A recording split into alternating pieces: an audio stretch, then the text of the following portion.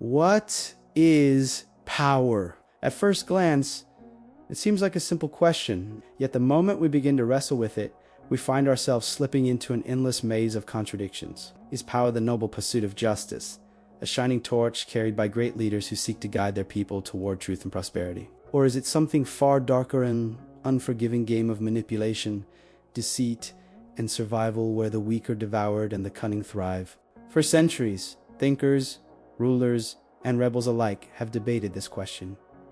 Philosophers dreamed of power rooted in virtue. Poets imagined kings as shepherds of their people. Religious leaders spoke of divine right and sacred duty. But then came a voice from Renaissance Italy that shattered these illusions like glass. That voice belonged to Niccolò Machiavelli. Few books in human history have inspired as much fear, admiration, and controversy as Machiavelli's The Prince. This was no ordinary treatise. It was not a sermon, not a moral handbook, not a hymn to justice or righteousness. Instead, it was a survival manual crafted for rulers navigating a world where betrayal lurked behind every banquet hall door, where smiles concealed daggers, and where loyalty was often nothing more than a mask worn until a better opportunity arrived. Imagine the Italy of Machiavelli's time, a land not united, but fractured into competing city-states, each clawing for dominance. Armies marched through the streets, alliances shifted overnight, and even the most powerful rulers could find themselves exiled, imprisoned, or assassinated within a matter of days. It was a stage soaked in blood and treachery, and Machiavelli, a diplomat who had seen it all firsthand, dared to put its brutal logic into words.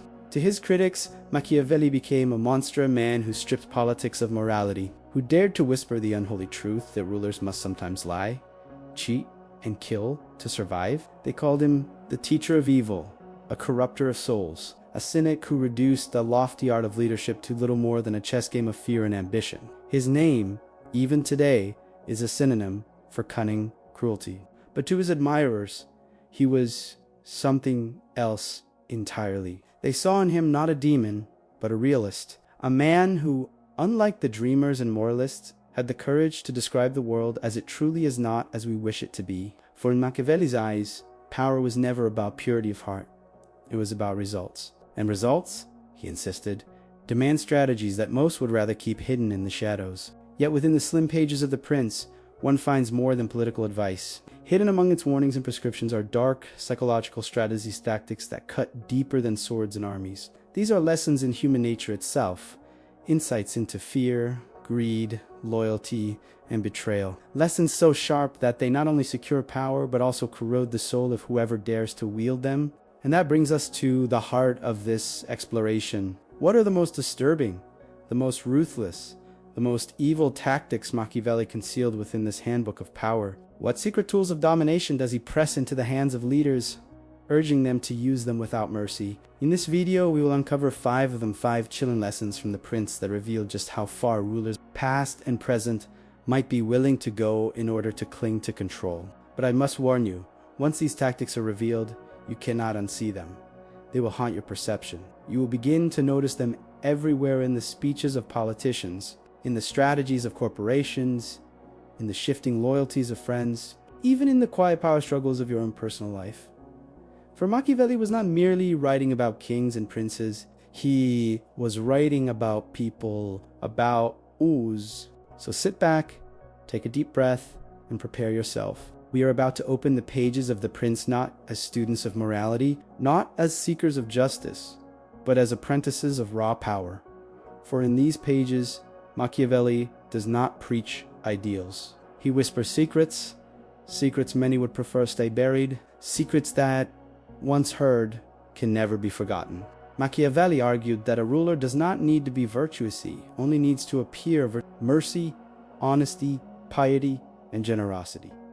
These are masks, not enduring qualities. They are tools, props, and a performance, costumes worn for the stage of politics. He wrote, "It is unnecessary for a prince to have all the good qualities I have enumerated, but it is very necessary to appear to have them." In other words, morality is not an anchor, but a cloak, not a reality, but a carefully chosen disguise. This is the first ruthless tactic. Appear good, but never actually be good if goodness endangers your survival. A prince in Machiavelli's view, is less a shepherd of the people and more an actor on a stage where the audience demands one thing while reality demands another. Think about this carefully. A ruler who appears merciful but secretly orders brutal executions behind the palace walls will still be celebrated in public as a saintly protector.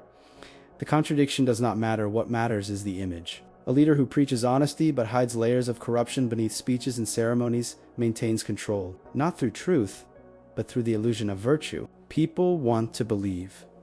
They want to feel safe. And because of that, they are willing to accept the mask, even when their instincts whisper that the truth is darker. Machiavelli understood a painful reality of human psychology.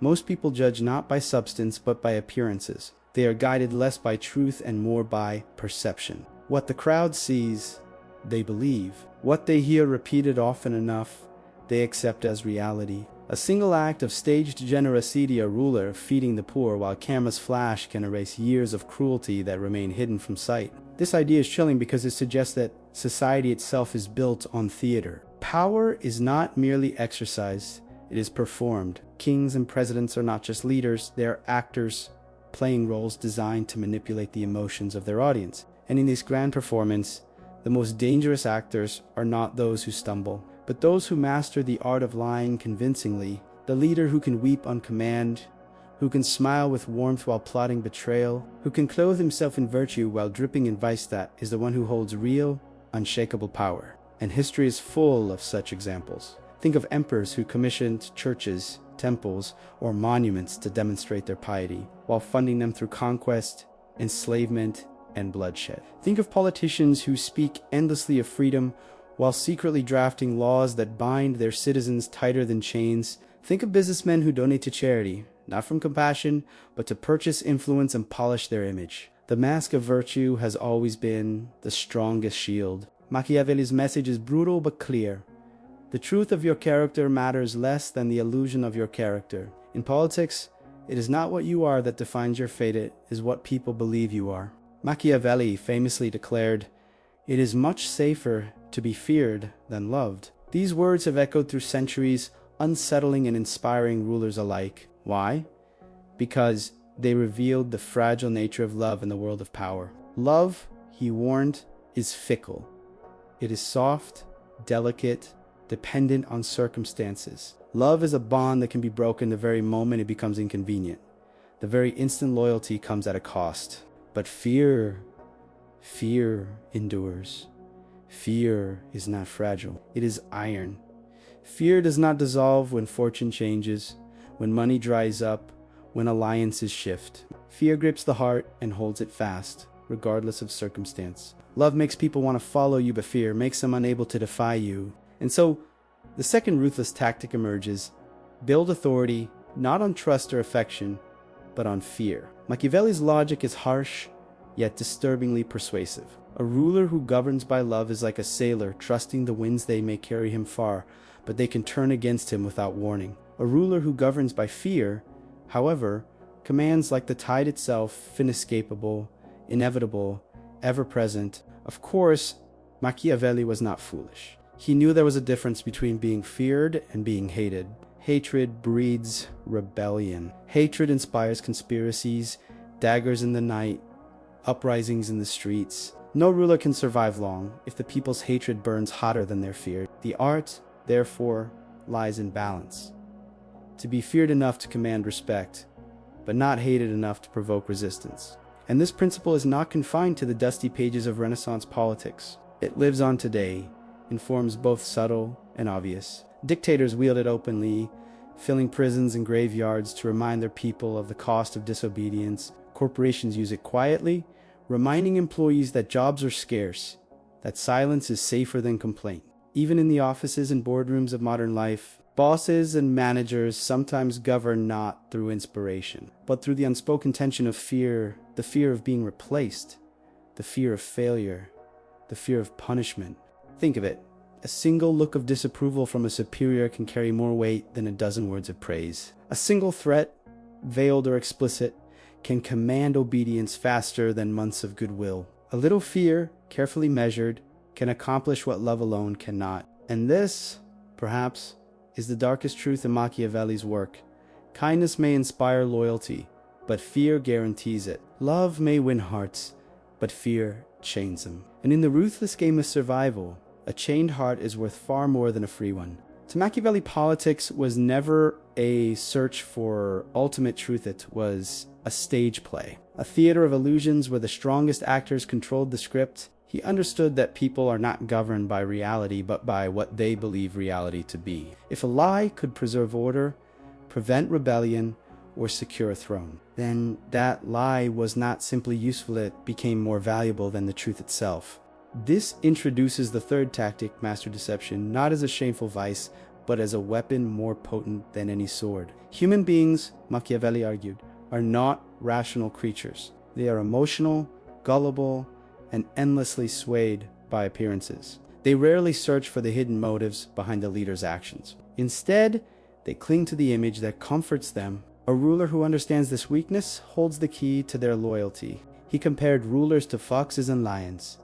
The lion, feared for its raw strength, may break his enemies by force, but the fox survives in the shadows, escaping traps, outsmarting predators, and striking with clever precision. To truly govern, a prince must embody both a lion's terror and the fox's cunning. To be one without the others, to leave oneself exposed.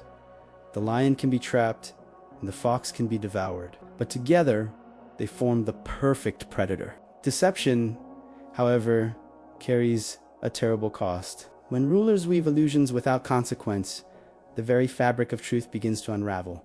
What is real becomes irrelevant. What people believe is all that matters. Empires are then built not on justice or reason, but on carefully constructed lies. The terrifying implication is that in the political realm, truth is not sacred, it is expendable. In its place, illusions, promises, and manipulations rise like monuments of stone, shaping nations more powerfully than honesty ever could. And yet, Machiavelli insists it is not enough to lie recklessly. Deception must be artful. It must be convincing, subtle, and sustained. A ruler must lie so well that the people never realize they are being deceived, or if they do, it must already be too late to resist. In this sense, deception is not cowardice. It is strategy. It is the hidden hand that writes the destiny of kingdoms. But this lesson carries with it a chilling truth. When deception becomes normal, truth itself becomes fragile, rare, almost mythical. The ruler who masters deception does not merely trick his people, he reshapes their entire reality. Cruelty, perhaps the darkest word in politics. To most, it is a mark of barbarism, a sign of a leader who has lost all humanity. But to Machiavelli, cruelty was not to be dismissed with emotion. He treated it like a surgeon's scalpel, dangerous, precise, and sometimes necessary to save the body of the state. This leads us to the fourth evil tactic: use cruelty, but only with calculation and purpose. Machiavelli warns that cruelty, if applied constantly, breeds hatred. A ruler who governs only through fear will eventually face rebellion, for even the most submissive subjects reach a breaking point. But cruelty that is swift, decisive, and purposeful, administered at the right time, in the right measure, can achieve what endless kindness cannot. Stability. He illustrates this with one of his most infamous examples, Cesare Borgia, the ruthless son of Pope Alexander VI, was a man Machiavelli admired deeply. When faced with a rebellious province, Borgia did not hesitate. He appointed a brutal governor, a man known for his merciless methods. The governor unleashed terror upon the land executions, public punishments, and unrelenting suppression. Blood stained the streets, but rebellion ceased. Order, however fragile, was restored. Then came Borgia's master. Once the province was pacified, he turned on his own governor. In a carefully staged spectacle, he had the governor executed publicly. In one move, he distanced himself from the cruelty while appearing merciful and just to the people. The province saw him not as the tyrant who crushed them, but as the savior who punished the tyrant. Through one calculated act of cruelty, Borgia secured both obedience and admiration. This story horrifies us because it suggests something deeply unsettling. Cruelty can wear the mask of justice. The people believed Borgia had rescued them, when in reality, he was the architect of their suffering from the beginning. The manipulation was complete. Machiavelli's point is clear.